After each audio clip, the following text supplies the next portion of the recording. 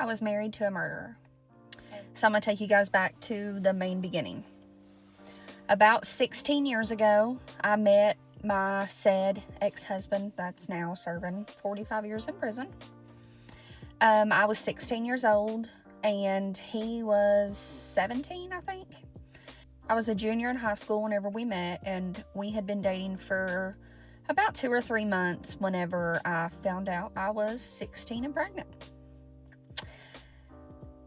Being a teen mom was not for the weak. It was super hard. If I had not have had family and love and support, I would have never been able to overcome that. But throughout my pregnancy, things were pretty good. He didn't go to school. It wasn't very common back then, but it is now. He was pen foster.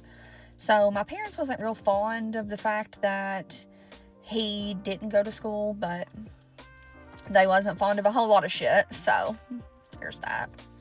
But things were pretty, I wouldn't really use the word normal because I hate to use that word, but things were pretty good in the beginning. Towards the end of my pregnancy, my parents ended up letting him move into my house at my mom's. We moved into the basement. They thought it would be easier instead of the baby traveling back and forth for us to just stay at my house. We had a baby shower. Things were great. We had a lot of love and support. Like, for me to have been 16 and pregnant, my family and friends and my mom's friends and family and his family all come together and made the best of the situation. I gave birth to my oldest daughter. I was 17, and he was in the delivery room. My mom was in the delivery room. Things were really good, like I said. A couple red flags here and there throughout my pregnancy, but nothing alarming. After we brought Zoe home, she was born on December 15th. Christmas was 10 days later. We had Christmas at my house, and we had Christmas at his family's house. After Zoe was born, I co-opted. I had her in December, so I didn't go back to school until around February. And I got to leave school at 10 or 11 o'clock, and he watched Zoe while I went to school. I co-opted here in our county. That just means you work while you're a senior, so you can leave work early. Or school. You can leave school early. This is when things started to get fishy. I would come home from school at around 11:30 and find him still in the bed. Now, most people might not think, that's a big deal. Oh, it's only 11:30, whatever.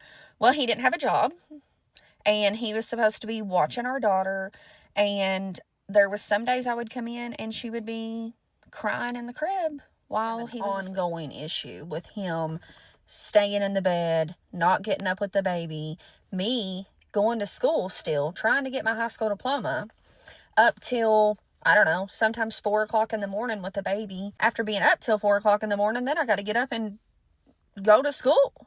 Once I was getting close to graduating high school, my dad finally told him, look, you've mooched off of me long enough. You're going to have to get out and get a damn job. And his story was always, oh, I can help my dad at his shop pull transmissions and yada yada. Little backstory, his dad and my dad worked on transmissions at the time. Not together, they had 2 separate shops. But he didn't want to work for his dad, and he didn't want to work for my dad. Like, my dad told him, hey, come out here and work. I'll pay you half, the money. You pull the transmission, I'll build it, you put it back in. But no, he didn't want to work. He didn't want to do shit. He just wanted to lay around and be fucking lazy. Like, I hate to be bluntly honest about it, but that's just the truth of the fact. So this is when a lot of our problems started, is when I'm trying to get an education to where I can go somewhere in life, and you can't even watch our kid while I go to school for 4 hours. So at this point, my dad was like, okay, you've got to get a job, like I said. And my dad worked night shift, so he was like, I'll watch the baby until Tiffany gets home from school. I finally graduated high school in June of 2011. Super proud of myself for that. Walked across that stage holding my little baby in my arms. She was 6 months old, and I had never been so proud in that moment. What does my dumbass do after that? You know, he don't want to get a job. He don't want to do nothing. I decide it would be this magnificent idea to marry his dumbass. Yep, you heard that right. All right, so this gets really crazy. It ended up being 8 parts to this story. And I didn't want y'all to have to wait for it, so I decided I was going to write some notes. Just know by the end of this, it gets very crazy. So she married the murderer, right? So this was like the ages of like 16 and 17. They were very young and stupid. So she married him because everybody was marrying everybody back. You know, her parents are married. His parents are married. Their high school friends were married. She wanted to be married. So that was the whole point of it, right? So she said it was a big mistake of hers. So, first of all, red flag, he did not want to be married. He did not want to give her a ring or nothing because he's jobless, right? There's no money. So he ends up going to Walmart getting her a $20 ring, right? She also lets us know that he was a narcissist. And he cheated before the wedding. She got a DM on Instagram. The girl was like, I've been sleeping with your man. And she was like, no, never. It could not be my man. She was in delusion that this was her rock. Like the sun set and rose on him. You know what I mean? She was that in love with this man, the baby her father. Okay, so 10 days after the wedding, she gets in a car accident to where she has to learn how to walk again. And he only shows up to the hospital once. So she ends up coming back to her parents' house with a walker, and then she works up to a crane. At this point, they move into their own apartment, sign a 6-month lease to try it out. This is when the verbal and physical abuse start happening to her. And she leaves and tells her dad, and he's just like, I'm going to come up there with a... But she hashed it out. She ends up living with her parents. But because this is that love, hate, Romeo, Juliet stuff, she ends up moving back in with him and finishing out the 6-month lease. Cool. So after 6 months is over, they've made it through. He's still abusive. They move into a trailer next to his parents' house, like on their land, so that they can get more help with the kids, right? And they get babysitters, things like that. And it works out for a while, but the physical and verbal abuse continues to rise. But she was just like, I could not stop loving this man. So she would go live with her parents, come back this whole time, right? But it got so bad, she was like, I'm moving. She gets her own apartment. This is when she's pregnant with baby number 2. Yes, she's pregnant with baby number 2.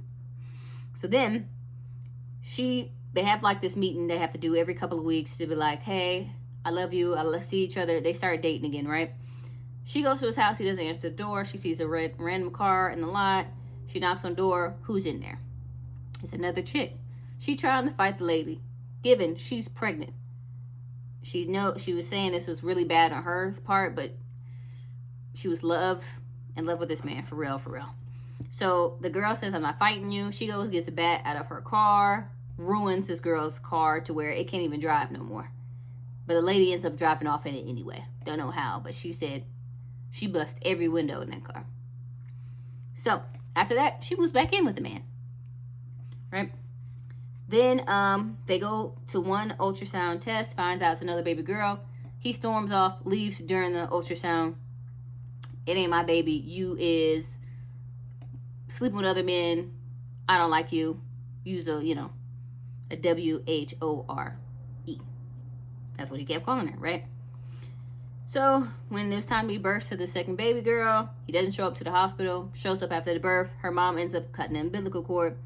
He goes and makes this big stink about no one telling him, even though the dad traveled around town looking for him and the mom blew his line up.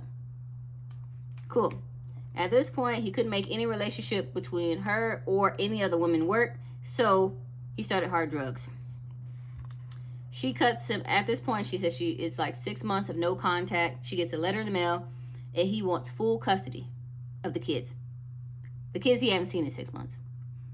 So she goes to court. He doesn't show up for court, but his mother does. She demands that they get testing done to make sure that they know he's on drugs. So they do the hair.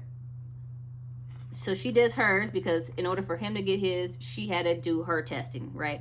So she does the testing, comes back negative. He doesn't show up to the testing, so he automatically fails the testing. Right, cool.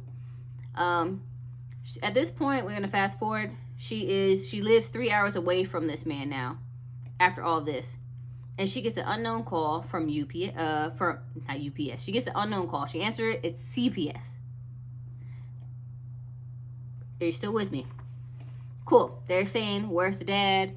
Do you know where the child's father is?" Things like that. She says no. They say, "Where's your address? We need to come to your house." They drive the 3 hours to come and find her. They go through her house to make sure he's not there, and that's what I'm thinking. And he says, "I need to talk to your children alone." She's like, "What? You're not talking to my kids alone.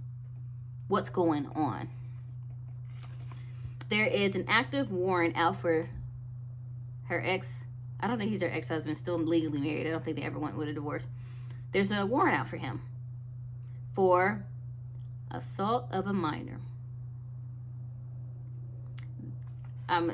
When this happens, this whole CPS thing, she has been in no contact with this man for a full year. That day, they award her full custody. So, I'm just going to play the rest of the police report now. Will be answering to assault first-degree charges at 9 o'clock tomorrow morning here at the McCreary County Courthouse in District Court. But it's likely he's going to face more serious charges. Police were called to Somerset's Lake Cumberland Regional Hospital on Sunday. Had a 2-year-old child that had been brought in with life-threatening injuries. That little girl would be sent to UK Hospital, and on Tuesday she died. The coroner says she is Kimber Collins, and she died of blunt force trauma. Prior to her death, police charged 27-year-old Michael Huff with assault. He was arrested on Jennings Branch Road in Whitley City. The prosecutor says a grand jury will consider a harsher charge. In the process of arresting the defendant, putting him into custody, and all that processing, she passed away. So obviously it will be a murder charge, but at the time he was arrested, assault was the appropriate offense. Bowling says Huff is the boyfriend of the child's mother. Police say he was watching the 2-year-old at the time. You know, it's times like this that it makes you want to go home and hug your children just a little bit and hold them a little bit closer to you.